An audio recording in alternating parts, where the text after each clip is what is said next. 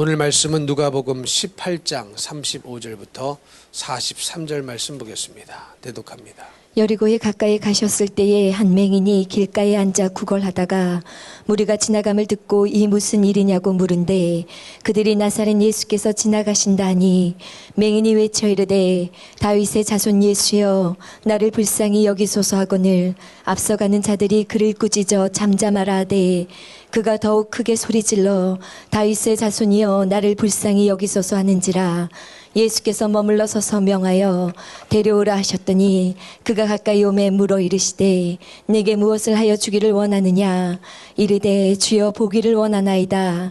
예수께서 그에게 이르시되 보라 내 믿음이 너를 구원하였느니라 하시매 곧 보게 되어 하나님께 영광을 돌리며 예수를 따르니 백성이 다 이를 보고 하나님을 찬양하니라. 아멘. 아멘. 우리 예수님께서 이제 여리고로 가까이 가시는 중이었습니다. 그런데 길가에 한 맹인인 거린이 앉아서 구걸을 하고 있었어요. 앞을 보지 못하니까 할 수 있는 일이 없었겠죠. 오직 할 수 있는 일이라고는 앉아서 남에게 구걸하는 그런 일이었습니다. 그런데 보통 눈이 멀게 되면 귀가 발달하죠. 귀가 발달해서 소리에는 굉장히 민감한 상태가 됩니다. 그런데 무리가 지나가는 소리를 들은 거예요. 예수님을 쫓아다니는 그 무리들, 예수님과 함께 일단의 무리들이 지나가는 소리를 들은 겁니다. 그래서 이게 무슨 소리인가 사람에게 물었죠. 물었더니 뭐라고 대답합니까? 나사렛 예수께서 지나가신다. 이런 소리를 들은 거예요. 예수라는 이름이 많기 때문에 특별히 나사렛 예수라고 말하는 것이죠. 그래서 야, 나사렛 예수가 지나가신다는 소리를 듣는 순간 이 맹인이 큰 소리로 외치면서 뭐라고 말했느냐? 다윗의 자손 예수여 나를 불쌍히 여기소서. 큰 소리로 외쳤을 것입니다. 이것을 보니까 아마도 이 맹인은 이전에 이미 예수님에 대한 소문을 들었을 것입니다. 야, 나사렛에서 예수라는 사람이 나왔는데 이분을 보니까 야, 질병도 고치더라. 불치병도 고치고 죽은 사람도 살리고 귀신도 쫓아내고 기적을 엄청나게 베푼다더라. 이 소문을 들었던 것이죠. 그래서 이분이 그렇게 자기도 속으로 생각했겠죠. 야, 이런 분을 나도 만나면 내 눈도 떠질 수 있을 텐데. 이런 분이 내 앞을 지나갔으면 참 좋겠다. 이런 생각을 하면서 살지 않았겠습니까? 그랬는데 뜻하지 않게 그런 기회가 찾아온 것입니다. 웅성웅성해서 무리들이 지나가는 소리가 들려가지고 이게 무슨 소리가 물어봤는데 이 말로만 듣던 그 나사렛 예수님이 지나간다는 거예요. 그래서 그 기회를 놓치지 않고 이 맹인이 소리쳐서 다윗의 자손 예수여 나를 불쌍히 여기소서 이렇게 온 힘을 다해서 외쳤습니다. 그런데 이 맹인의 외치는 소리를 듣고 사람들이 뭐라고 얘기합니까? 꾸짖으면서 잠잠하라고 소리치지 말라고 왜 이렇게 시끄럽게 소리를 치느냐 아주 꾸짖으면서 이 맹인의 입을 막으려고 그랬어요. 그런데 이 맹인은 어떻습니까? 이 기회를 놓쳐서는 안 되겠죠. 그래가지고 이전보다 더 크게 누가 뭐래도 더 크게 다윗의 자손이여 나를 불쌍히 여기소서 이렇게 더 크게 예수님의 귀에 들릴 정도로 크게 외쳤습니다. 그러니까 그 다음에 어떤 일이 일어났습니까? 예수님께서 그 소리를 들으셨죠. 그래서 가던 길을 멈추시고 그를 데려오라고 하십니다. 그 맹인이 오니까 그 맹인에게 예수님이 물어요. 뭐라고 묻느냐? 내게 무엇을 하여 주기를 원하느냐? 그러면 예수님께서 이 맹인이 뭘 원하는지 모르셔서 물은 것은 아니겠죠. 뻔한 것 아니겠습니까? 맹인이 원하는 것은 물론 돈을 구걸할 수도 있겠지만 예수님은 이 맹인이 돈을 구걸할 것이 아니라 눈을 뜨게 해달라고 보기를 원한다고 이미 아셨을 겁니다. 그럼에도 불구하고 물으신 이유는 그것이 고백이 돼서 믿음의 고백으로 나오도록 물으신 거예요. 그런데 예수님께서 그에게 믿음이 있다는 것을 아셨습니다. 그 믿음을 보시고 보기를 원한다고 하니까 보라 그러시죠. 봐라 그러는 거예요. 내 믿음이 너를 구원하였다. 보고 끝난 게 아니라 구원까지 그 믿음으로 말미암아 이루어졌던 것이었습니다. 그랬더니 이 맹인이 곧 보게 돼서 하나님께 영광을 돌리고 예수를 따르고 백성이 다 이를 보고 하나님을 찬양하였다라는 이 사건이 실제로 예수님 이 땅에 살아계셨을 때에 일어났던 사건이었습니다. 자, 그러면 여러분 이 맹인이요 보게 되고 구원을 얻기까지에는 몇 가지 장애물이 있었어요. 근데 여러분 그거 아십니까? 우리가 천국까지 가는 그 순간까지 항상 뭐가 끊이지 않느냐? 우리를 믿음으로 못 살고 하나님으로부터 주님으로부터 떠나게 만드는 장애물이 있어요. 장애물이 없는 인생은 한 사람도 없습니다. 죽을 때까지 장애물이 있어요. 마귀가 주는 장애물, 어찌하든지 예수 못 믿게 만드는 장애물이 있단 말이죠. 그러면 여러분 우리는 그 장애물을 대하면서 어떤 생각을 해야 되느냐? 아, 장애물은 걸려 넘어지라고 있는 것이 아니다. 장애물은 뛰어 넘으라고 있는 것이다. 이런 생각을 할 수가 있어야 됩니다. 그런데 가만히 목회하다가 보면은요, 어떤 분들은 장애물을 만나도 너끈히 뛰어넘고 믿음으로 승리하는 사람들이 있어요. 그러나 그런 반면에 어떤 분들은 장애물마다 넘어지는 분이 있어요. 그게 작은 장애물이든 큰 장애물이든 장애물마다 시험에 들고 장애물마다 걸려 넘어지는 사람들이 있더라라는 것입니다. 그래서 여러분 우리는 생각을 바꿔야 됩니다. 어떻게 바꾸느냐? 장애물은 걸려 넘어지라고 있는 게 아니에요. 장애물은 시험에 든 상태로 가라고 있기 위해서 장애물이 있는 것이 아닙니다. 장애물은 절대적으로 뛰어넘으라고 있는 거예요. 여러분 올림픽 경기 같은 거 보면은 이 달리기 경기 중에 장애물 경기가 있죠. 허들.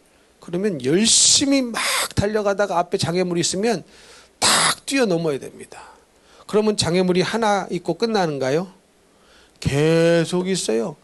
똑같은 간격으로 계속 있습니다. 그러면 한 번도 안 걸리고 계속 뛰어넘고 가야 1등을 하죠. 근데 어떤 사람은 보니까 장애물에 턱 걸려 넘어집니다.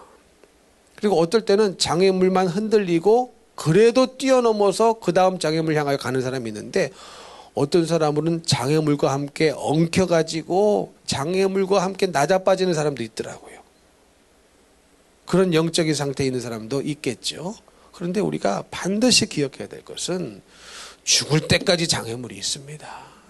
그러나 그 장애물은 왜 있다고요? 뛰어넘으라고 있는 거예요. 시험에 들으라고 있는 게 아니에요. 반드시 뛰어넘어서 승리하라고 우리에게 있다라는 사실을 기억해야 됩니다. 자, 그런데 이 맹인에게는 어떤 장애물이 있는가 봤더니 첫 번째, 이 맹인이라는 핸디캡이 있어요. 맹인이라는 핸디캡. 여러분, 만약에 내가 앞을 못 본다, 장님이다, 맹인이다 생각해 보세요. 여러분 뭘 하고 사실 것 같겠습니까?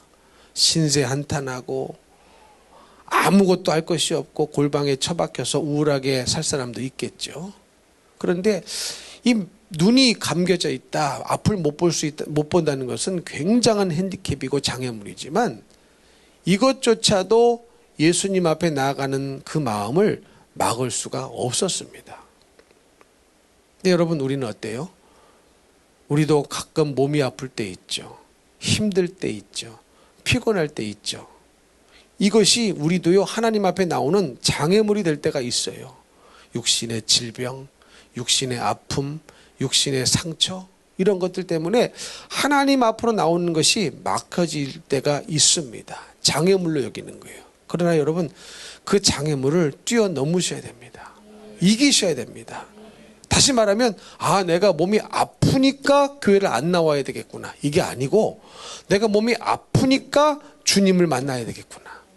해결받아야 되겠구나. 고침을 받아야 되겠구나. 이렇게 생각이 확 바뀌어야 되는 거예요. 그러나 여러분 여지껏 어떻게 사셨습니까? 몸이 아프면 제일 먼저 뭐부터 안 하셔요? 교회부터 안 나와. 예배부터 안 드리려는 생각이 스물스물 들어오죠. 몸이 아파도 일터는 가요. 일은 합니다. 왜? 돈 벌어야 먹고 사니까. 그러나 여러분 더 중요한 것은 우리의 영혼이 영원토록 천국에 들어갈 수 있는 믿음으로 사는 게 중요한데 이것이 정작 중요한지는 모르는 채 몸이 안 나오면 제일 먼저 직장은 나가도 예배는 안 드리려고 하는데 이 생각이 싹 바뀌어져야 됩니다. 바뀌어져야 됩니다. 여러분 성경에 보면 믿음이라는 단어와 충성이라는 단어의 어근이 같다고 그랬죠. 어근이 같은데 그 뜻이 무엇이냐? 쉽게 설득을 당한다는 뜻이에요. 믿음이 있으려면 쉽게 설득을 당해야 됩니다. 뭐에 설득을 당해야 되느냐? 하나님 말씀에 설득을 당해야 되는 거예요. 내 육신의 생각에 설득을 당하면 안 되고 내 육체의 상태에 설득을 당하면 안 됩니다.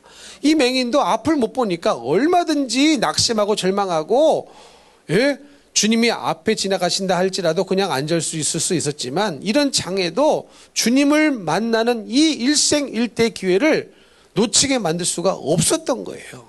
앞이 안 보이니까 정확히 어디를 가시는지는 모르니까 그래도 목소리는 지를 수 있잖아요. 소리는 낼 수 있지 않습니까? 귀는 들리지 않습니까? 그래서 정확히 예수님이 어디 계시는지는 몰랐겠지만 모르니까 더 큰 소리로 다윗의 자손 예수여 나를 불쌍히 여겨달라고 외쳤던 겁니다.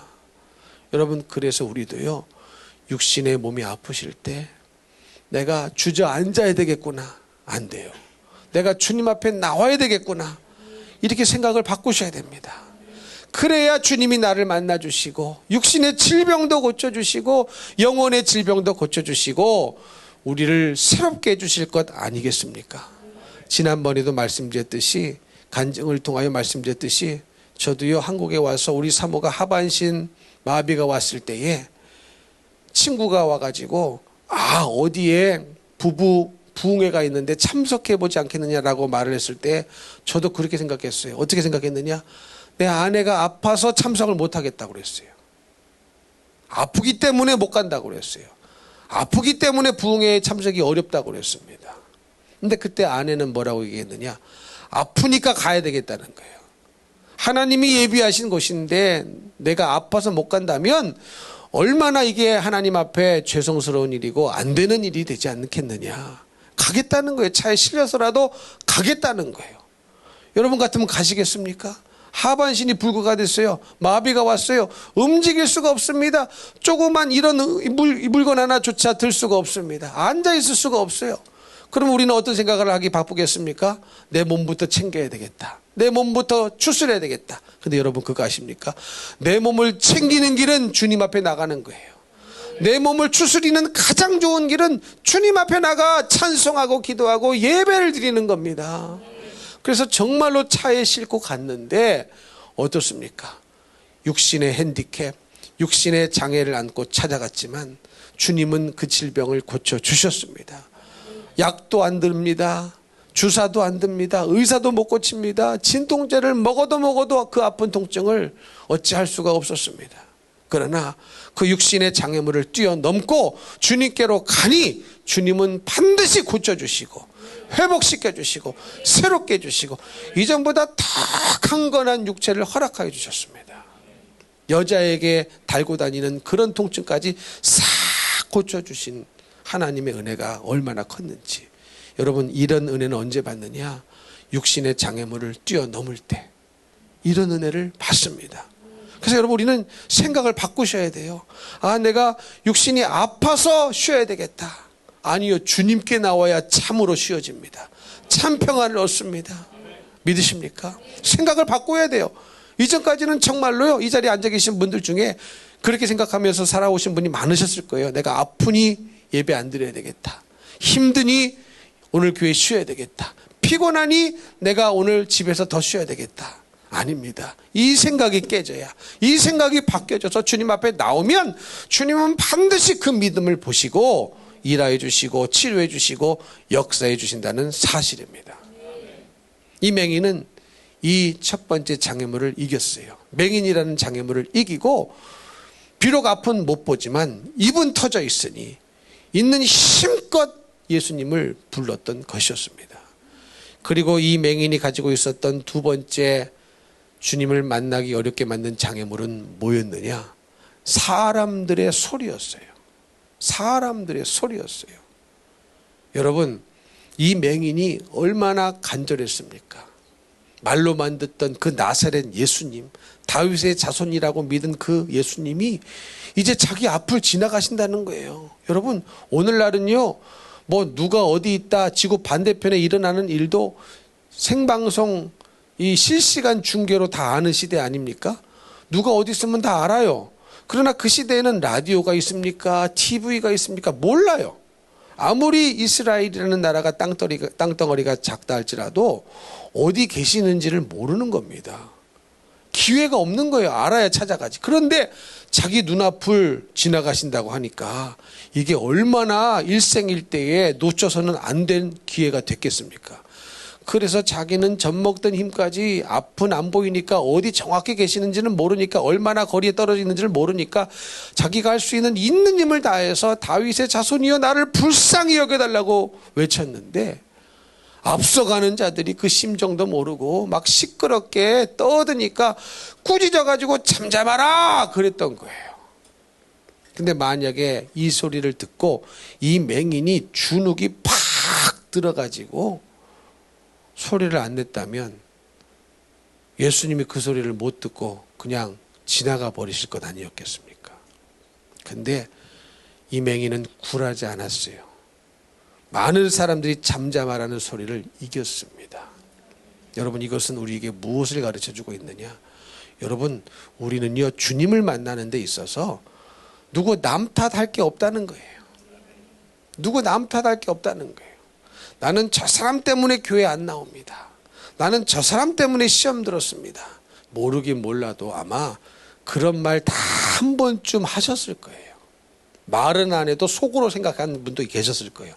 아, 나는 저 사람 때문에 교회 바꿔야 되겠다.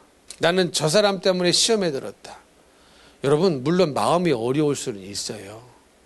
그러나 그때 순간적으로 빨리 떠나보내고 승리해야지. 결국은 다 누구 손해예요? 내 손해예요.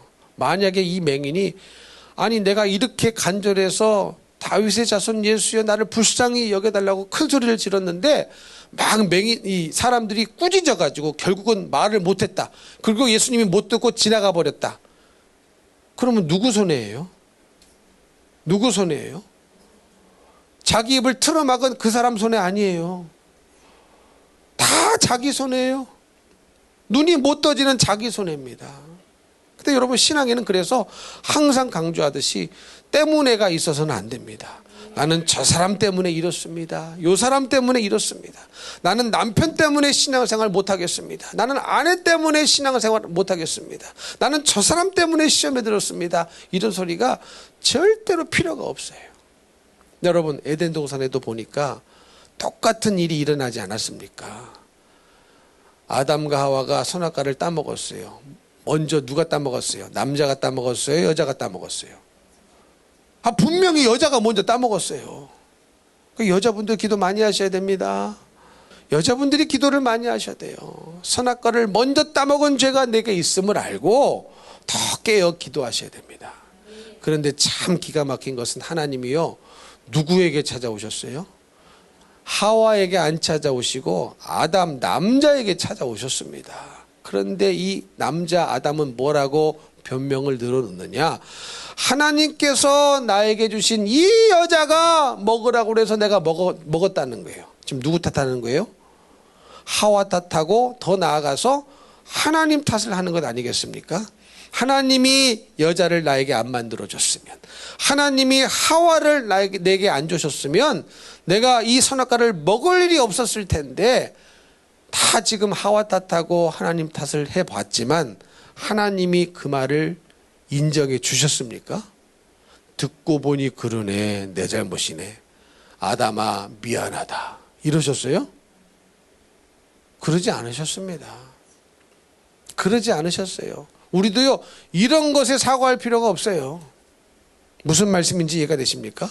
하나님이 그 말을 듣고 아담에게 사과했다면 말이 다르죠. 근데 하나님 사과하지 않으셨어요. 근데 그 말이 아담 딴에는 맞는 말이잖아요. 이해가 되십니까? 아담 딴에는 맞는 말이에요. 그러나 하나님 편에서는 틀린 말이 되는 거예요. 아담이 생각할 때는 맞는 말 같아요. 그러나 중요한 것은 하나님이 생각할 때는 완전히 틀려버린 얘기거든요. 근데 하나님은 아담에게 듣고 보니 그러니 내가 너에게 괜히 하와를 만들어줘서 그랬구나, 미안하다 그러셨습니까? 안 그러셨습니다.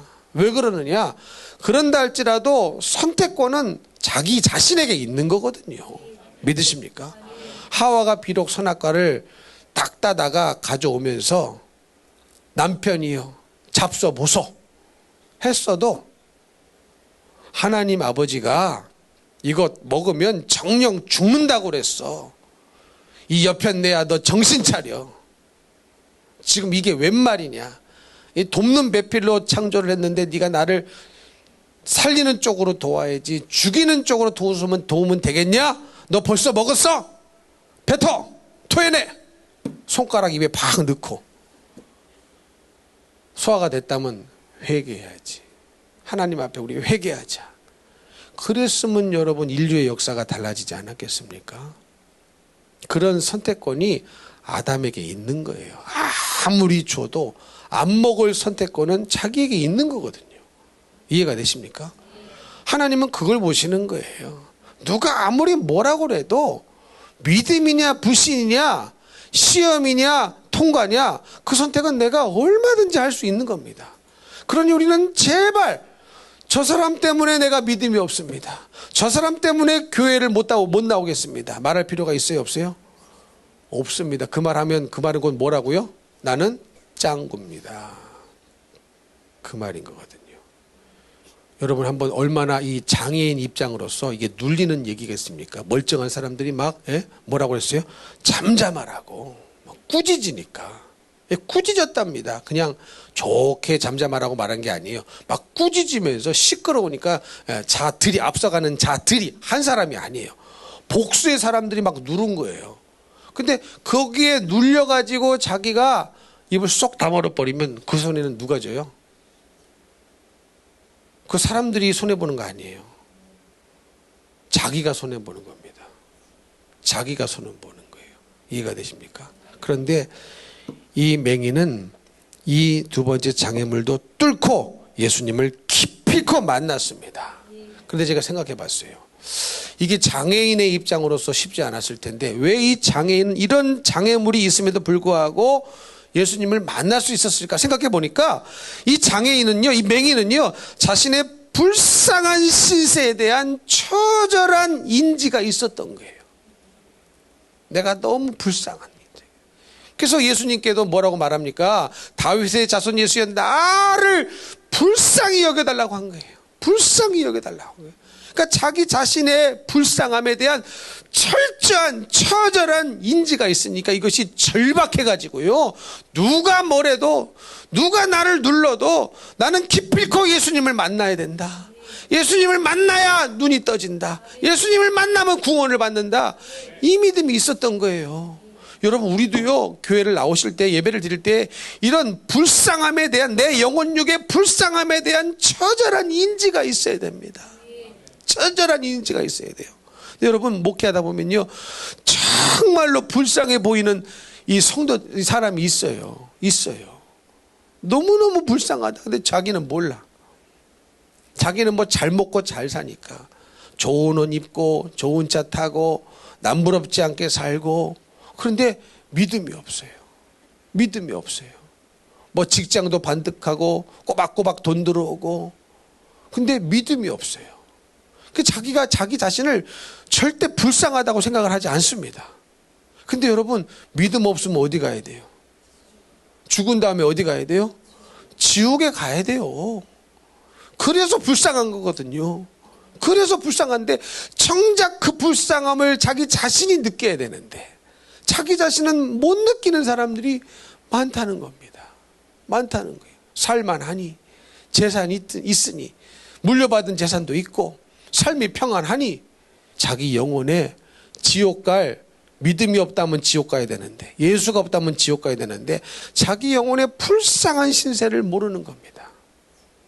근데 자기의 이 영육간의 불쌍한 신세가 너무나 처절하게 인지가 되니까 어떤 장애물도, 어떤 어려움도 이 맹인은 뚫고 주저하지 않고, 누가 뭐래도 다윗의 자손 예수여 나를 불쌍히 여겨달라고 큰 소리로 외친 겁니다. 여러분, 한동안 전 세계적으로 코로나라는 장애물이 얼마나 교회들을 힘들게 했습니까? 그렇죠. 우리나라도요, 코로나 3년 넘게 지나가면서 뭐 교회가 10,000개가 없어졌답니다. 10,000개가 늘어나도 시원찮을 판에 10,000개가 없어졌대요. 그러면 교인들은 얼마나 사라졌겠습니까? 근데 그거 코로나 그거 뛰어넘으라고 우리에게 허락하신 거거든요. 거기에 주저앉으라고 허락하신 것이 아니에요. 이해가 되십니까? 그래서 그것이 터지는 순간 영적으로 감지하고 뭐 나라가 들고 일어나가지고 뭐 교회를 공격하면서 이 마치 코로나가 교회 때문에 퍼지는 것처럼 교회처럼 철저하게 방역한 것이 없는데, 그렇죠. 우리 식사도 안 했잖아요.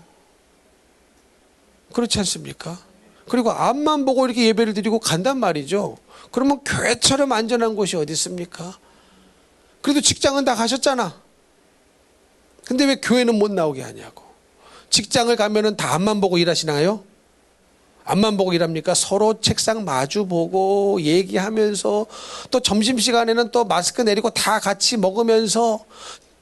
근데 이것 때문에 현장 예배를 안 드리면 믿음 다 까먹겠다, 그런 마음이 찾아온 거예요. 그래서 한 번도 현장 예배를 멈추지 않았습니다. 그런데 여러분, 분명히 그런 분들 계셨을 거예요. 이렇게 바이러스가 창궐한데 목사님은 왜 자꾸 교회를 나오라고 하는지 모르겠다. 시험에 들어 죽겠다. 딴 교회 가야 되겠다. 목사님은 나를 사랑하지 않나 봐. 성도들을 사랑하지 않나 봐. 아닙니다, 여러분. 성도들을 불쌍히 여겨서 그런 거예요. 사랑하니까 그런 거예요. 왜요? 여러분, 어차피요, 생명은 주님 손에 달린 것 아닙니까? 여러분, 말로만 아멘하지 마시고 정말로 그렇게 믿으셔야 돼요. 주님 손에 우리의 생명이 달려 있어요. 우리의 생명은 주님께 달렸다는 것을 정말로 믿음으로 바라보고 믿었다면은 내 믿음이 떨어지는 게 이게 가장 안 되는 일이거든요. 내가 육신이 사는 일보다 내 믿음이 떨어져서 지옥 가는 것만큼은 반드시 피해야 되는데, 그러려면 예배를 드리고 말씀을 들어야 되는데 믿음은 들으면서 난다고 했으니까. 아멘이십니까? 근데 코로나가 이게 장애물이 된 거예요. 그러나 장애물은 왜 주셨다고요? 왜 허락하셨다고요? 걸려 넘어지라는 거 주신 것이 아니고 뛰어넘으라고 주신 겁니다. 여러분 한번 생각해 보세요. 말세가 가까울수록, 우리 예수님 이 땅에 재림하신 날이 가까울수록 세상은 점점 악해져 가고 예수 믿는 것이 더 힘들어지고 천지가 없어진답니다. 처처의 기근이 발생하고 전쟁이 일어나고. 그때는 어떻게 하시려고요? 코로나 정도에 넘어진다면 정말로 심각한 상황이 지구상에 펼쳐졌을 때에 어떻게 믿음으로 살려고 그러겠느냐. 그러니 여러분, 우리는요, 장애물을 반드시 뛰어넘고 이겨야 되는데, 그러려면 정말로 내 영혼육에 불쌍한 신세를요, 처절하리만큼 인지를 하셔야 합니다. 내가 예수 없으면 죽는구나. 말씀 없으면 죽는구나. 믿음 없으면 죽는구나. 얼마나 내가 불쌍한 존재인지를 알아야 되는데, 정작 당사자는요, 예수 없어서 지옥을 향하여 특급 열차를 타고 달려가고 있는 자기 자신을 향하여, 자기 영혼을 향하여 불쌍하게 생각하지 않는 사람들이 너무 많은 거예요. 너무 많은 거예요. 사랑하는 성도 여러분, 여러분의 가정 안에 그런 사람이 있다면 정말로 불쌍한 사람입니다. 예수 믿게 해줘야 돼요. 복음을 전해야 돼요. 아들아, 딸아, 어머니, 아버지, 부모님, 할 것 없이 예수 안 믿으면 지옥 갑니다. 내 육신의 숨이 끊어지기 전까지만 예수 믿을 수 있는 시간입니다. 반드시 알려줘야 돼요. 듣든지 아니 듣든지 그 영혼은 그 말을 듣거든요. 그 육신의 귀는 그것을 거부할 수 있지만 그 영혼은 그 말을 듣고 하나님이 일하시면 그 말씀이 생각나 주님께 돌아올 때가 반드시 있다는 겁니다. 여러분, 제가 자주 말씀드리지만요, 많은 분들이 안타깝게도 현실 상황이 너무 힘들어서 교회 나오기 어렵습니다. 코로나도 현실이 아닙니까? 이런 현실 저런 현실 때문에 나는 믿음으로 살기가 어렵습니다. 주일 성수하기가 어렵습니다. 예배드리기가 어렵습니다. 그렇게 말을 합니다. 그러나 말씀드렸다시피 우리 인생의 가장 중요하고 가장 큰 현실은 언제 찾아오는 줄 아십니까? 내 육신의 눈이 감기는 순간, 내 영혼의 눈은 어딘가에서 떠질 거란 말이죠. 순간적으로, 찰나적으로 어딘가에선 떠질 텐데, 바로 내 영혼의 눈이 떠지는 그 장소가 어디냐? 그 눈이 떠졌는데 바로 그 눈이 떠지는 그 순간이요, 내 인생의 가장 중요한 현실이 되는 거예요. 왜요? 그 현실이 영원한 운명을 갈라버리거든요. 그 현실이 영원한 나의 운명을 갈라버리거든요. 천국에서 눈이 떠지면 천국에서 영원히 살 것이고, 지옥에서 눈이 떠졌다면 지옥에서 영원히 살 것이기 때문에 얼마나 그 순간이 가장 중요한 현실인데, 이 현실이 정말로 중요한 현실인지는 인지하지 모르는 채 지금 현실이 조금 힘들다고, 어렵다고, 돈 벌어야 된다고, 이 현실 때문에 교회 나오기 어렵다고, 믿음 생활하기 어렵다고, 충성하기 어렵다고 말한다면 이것이 얼마나 내 영혼의 불쌍한 신세를 인지하지 못하고 있는 것이냐. 그런데 이 맹인은요, 정말로 자기가 불쌍한 자라는 것을 처절하게 인지를 했습니다. 그래서 이것이 절박함으로 나타나서 누가 뭐래도, 누가 눌러도 시끄러 소리 지르지 마! 누가 뭐래도 입을 다물 수가 없는 거예요. 어떻게 이 기회를 놓칩니까? 여러분, 오늘도 하나님께서 여러분에게 주신 기회입니다. 이 기회를 놓치고 다음 기회, 이 기회를 놓치고 다음 기회, 이런 생각을 자꾸 하시면 안 돼요. 어느 날인가는 그날이 마지막일 날이 온다니까요. 마지막일 날이 온다니까요. 여러분, 어제 돌아가신 분 중에 어제 자기가 돌아갈 줄, 죽을 줄 안 사람이 과연 몇 명이나 있었겠습니까? 알고 죽었을 것 같아요? 거의 모르고 죽습니다. 거의 모르고 죽어요. 사건, 사고 만나서 죽는 사람은 또 얼마나 많습니까? 사고 날 줄 알았을까요? 몰랐어요. 갑자기 술 취한 차가 나를 들이받을지 누가 압니까? 누가 압니까? 예, 술 취하는 거 이거 참 죄예요. 술 취한데 운전까지 정말로 큰 죄입니다. 예? 어떻게 남의 가정을 한순간에 그렇게 무참하게 짓밟을 수 있는가? 예, 술 취해서 운전하는 그 죄는요, 진짜 이 죄값을 톡톡하게 치르게 법을 바꿔야 돼요. 참 못됐죠. 술 취해다 딱 걸린다, 벌금 1억. 그러면 끊어질 것 같은데, 제 생각에는. 그렇지 않습니까? 딱지가 날라와요. 여러분, 가끔 딱지 날라오죠. 뭐 신호등 어겼다, 킬로 속도 어겼다. 그럼 뭐 기껏해야 몇만 원이잖아요. 근데 이 걸려가지고 불어보세요. 확 불었더니 이게 수치를 넘어가 버렸어. 그럼 딱지가 날라와. 딱지가 1억이야. 당장 끊어질 것 같아요. 당장 끊어질 것 같은 거예요. 근데 여러분, 정말로 내 영혼이 예수 없으면 불쌍한 신세라는 것을 처절하게 인지해야 됩니다. 그래야 그 절박함이 주님이 나에게 주신 기회를 놓치지 않게 만들어요. 놓치지 않게 만들어요. 이 맹인에게는 그런 마음이 있었던 거예요. 그리고 이 맹인은 예수님을 뭐라고 불렀습니까? 다윗의 자손 예수요, 이렇게 불렀어요. 그냥 나사렛 예수가 아니에요. 다윗의 자손 예수요, 이렇게 부른 이유는 뭐냐면 이 맹인은 성경의 예언을 믿었던 거예요. 사실 그 당시에는요, 로마가 지배하고 있었던 시대였기 때문에 다윗의 자손이라는 것은 아주 금기어였어요. 왜냐?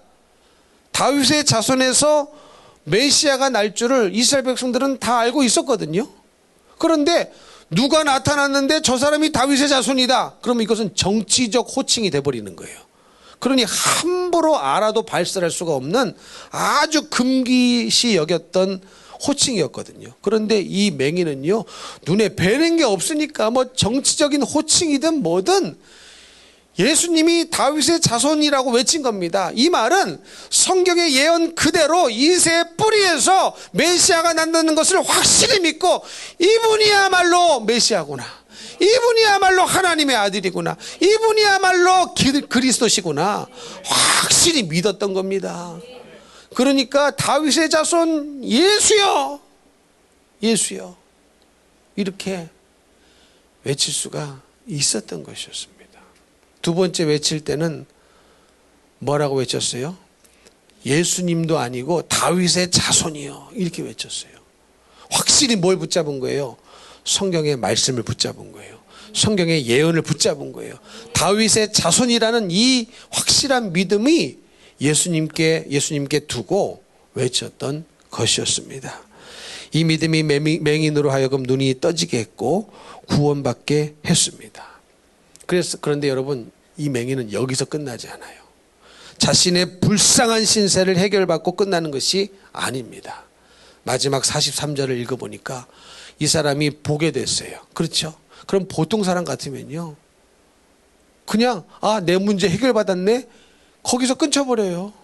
여러분도 그런 적 없습니까? 문제가 있을 때는 막 열심히 하나님 앞에 나와 이거 해결해 주세요, 이거 해결해 주세요, 해결해 주면 끝나버려. 더 이상 뭐가 없어요. 눈을 뜨게 해주세요, 눈을 뜨게 해주세요, 눈을 뜨게 해줬어, 끝나버려. 더 이상 뭐가 없어요. 이 질병 고쳐주세요, 질병 고쳐주세요, 고쳐줬어, 더 이상 뭐가 없어요. 그러나 이 맹인은 보게 되고 질병을 고침받고 끝난 것이 아닙니다. 예수를 어떻게 했답니까? 따랐답니다. 여기서 따랐다는 원문의 뜻은 뭐냐면 제자가 됐다는 뜻이에요. 제자가 됐다는 뜻입니다. 그러니 이 맹인은 뭡니까? 자기의 문제 해결받고 끝난 것이 아닙니다. 질병 고침받고 끝난 것이 아닙니다. 자기 옛생활로 돌아간 게 아니고 예수님의 제자가 됐다는 것이 중요한 거예요. 그래서 불쌍한 자가 은혜를 받고 불쌍한 자가 변화를 받고 뭐가 됐습니까? 제자가 됐어요. 제자가 됐습니다. 여러분, 우리도 그래야 되지 않겠습니까? 주님 앞에 열심히 나와서 이 문제 해결해 주세요, 저 문제 해결해 주세요, 해결합니다. 그리고 끝나버리는 인생이 너무 많아요. 우리는 아닙니다. 제자가 돼야 됩니다. 거기서 끝나면 안 됩니다. 반드시 제자가 돼야 됩니다. 우리 예수님은요, 이제 이 땅에 재림하실 때에 군중을 부르러 오시는 것이 아니에요. 신부를 부르러 오시는 거예요. 신부는 제자들 아니겠습니까? 근데 여러분, 우리는 여지껏 수십 년 교회를 다녔는데도 예수님을 군중처럼 따라다니는 사람이 있어요. 군중 심리. 저 사람이 이렇게 하면 저 사람에게 싹 쏠려버리고, 이 사람이 뭐라고 하면 이 사람에게 싹 쏠려버리고, 그게 군중 아닙니까? 여러분, 예수님의 마지막 일주일 행적도 보니까 예수님께서 이제 예루살렘에 입성하셨을 때 얼마나 많은 사람들이 호산나를 외치면서 우리를 구원해달라고 종려나무 가지를 길에 깔아가면서 예수님을 얼마나 많은 군중들이 환호했습니까? 그런데 그 환호성이 얼마 갔어요? 얼마 갔어요? 며칠 못 갔어요. 그리고 그 환호성이 변해서 예수를 십자가에 못 박으라는 이 저주의 소리로 바뀌어버렸습니다. 예수님이 강도만도 못한 사람이 되어버렸어요. 6월절 풍습이 있다, 예수님을 놓아줄까? 바라바를 놓아줄까? 누구 놓아주래요? 바라바를 놓아주래요. 이게 말이 됩니까? 아니, 얼마 전에는, 며칠 전에는 호산나를 외치면서 그렇게 환호성을 외쳤던 군중들이 싹 변해가지고 예수를 십자가에 못 박아 죽여라. 차라리 바라바를 우리에게 줘라. 여러분, 군중은 그런 겁니다. 자기에게 유익이 없는 한 금방 마음을 바꿔버리는 것이 군중 심리더라고요. 여러분, 유익이 없다면 주님을 떠나겠습니까? 예수님을 믿었는데 더 힘들어진다면 주님을 떠나겠습니까? 그것은 군중이에요. 군중이에요. 민심은 천심이다? 한번 물어볼게요. 민심이 천심이었던 시절이 인류 역사상 단 한 번이라도 있었던가요? 그런 적이 있었습니까? 저는 없었다고 생각해요. 창세기 1장 시작한 지 얼마 안 됐는데 노아 시대 때 와가지고 온 세상을 물로 심판하실 수밖에 없을 정도로 죄가 관영한 시대가 돼버렸어요. 무슨 민심이 천심이에요? 무슨 민심이 천심입니까? 이해가 되십니까? 무슨 말씀을 드리고 싶은 것인지. 우리는 말씀을 믿어야 됩니다. 말씀을 믿어야 돼요. 군중을 따라가면 안 돼요. 군중을 따라가면 반드시 실패합니다. 말씀을 따라가야 되는 거예요. 근데 우리 예수님 이 땅에 다시 오실 때 군중을 부르러 오는 게 아니에요. 군중이 들림받는 게 아니에요. 신부의 믿음을 가진 자가 들림받는 것인데 바로 그런 사람들이 제자가 아니겠습니까? 그래서 여러분, 우리는 제자가 돼야지 아직도 먼 발치에서 분위기 살피고 나에게 유익이 있는 쪽으로 예수를 버린다 할지라도 유익이 있는 쪽으로 튀어갈 생각을 하고 사신다면 천국 못 갑니다. 천국에 갈 수가 없어요. 불쌍한 자에서 이 맹인은 제자가 될 수 있었습니다. 사랑하는 성도 여러분, 말씀을 마치려고 합니다. 우리는 오늘 이 맹인이 구원받는 사건을 통하여 두 가지를 기억하시기를 바랍니다. 첫 번째는 내 영혼육의 불쌍한 신세에 대한 처절한 인지가 있어야 어떤 장애물도 뚫고 주님 앞에 나와 예수를 만날 수가 있다는 거예요. 어떤 장애물도요, 내 영혼육의 불쌍한 신세보다 크지 않아요. 크지 않아요. 그러니 장애물 때문에 넘어지는 일이 없기를 축복합니다. 이 사람 저 사람 때문에 넘어지는 일이 없기를 축복합니다. 장애물은 왜 있다고요? 뛰어넘으라고, 통과하라고 우리에게 있다는 사실을 잊지 마십시오. 그리고요, 통과하고 뛰어넘을수록 우리의 믿음의 실력은 더 높아지는 거예요. 믿으십니까? 여러분, 그거 보셨습니까? 올림픽 경기에 막 길다란 장대를 가지고 막 뛰어가지 않습니까? 그러다가 바닥에다 탁 꽂아. 그리고 자기는 그 힘으로 반동으로 샥 뛰어넘어가. 근데 처음에는요, 얕은 것부터 시작을 해요. 얕은 것부터. 뛰어넘어. 이게 통과해. 그러면 5cm 또 높이고, 통과하면 또 높이고, 또 높이고, 계속 이 뛰어넘는 실력이 증가하지 않습니까? 마찬가지예요. 우리의 믿음 생활을 방해하는 장애물을 뛰어넘으면 넘을수록 우리는 믿음이 성장하는 것이고 정말로 마귀가 어찌해 볼 수 없는 믿음의 사람으로 변화될 줄로 믿습니다. 두 번째, 자신의 불쌍한 신세만 해결받고 끝나지 말고 예수님의 참된 제자가 되시기를 축복합니다. 그러려면요, 군중 심리로 이러쿵 저러쿵 자꾸 변덕 부려서는 안 됩니다. 오직 믿음 안에, 말씀 안에, 그 말씀 위에 내 생각을 건설하시고 말씀 위에 기초 위에 내 생각을 건설하고 내 인생을 건설하셔서 예수님의 참된 제자가 되셔서 정말로 다 천국에서 만나볼 수 있기를 축복합니다. 그리고 지금 이 자리에 안 계신 여러분의 사랑하는 자녀들, 부모들, 여러분이 입을 닫고 있으면요, 지옥 가야 됩니다. 복음을 전하지 않으면요, 지옥 가야 됩니다. 그 영혼이 얼마나 불쌍합니까? 그렇죠? 근데 정작 당사자는 몰라요. 모르니까 도와줘야 돼요. 모르니까 복음을 전해야 돼요. 모르니까 기도해 줘야 돼요. 자신의 불쌍한 신세를 몰라요. 안다면 주님 앞에 있었을 텐데. 그러니 그분들을 위해서 여러분의 사랑하는 일가 친척 가족들, 또 친구들 위해서 꼭 기도해 주셔서 같이 천국 갈 수 있기를 예수님 이름으로 축복합니다. 축복합니다.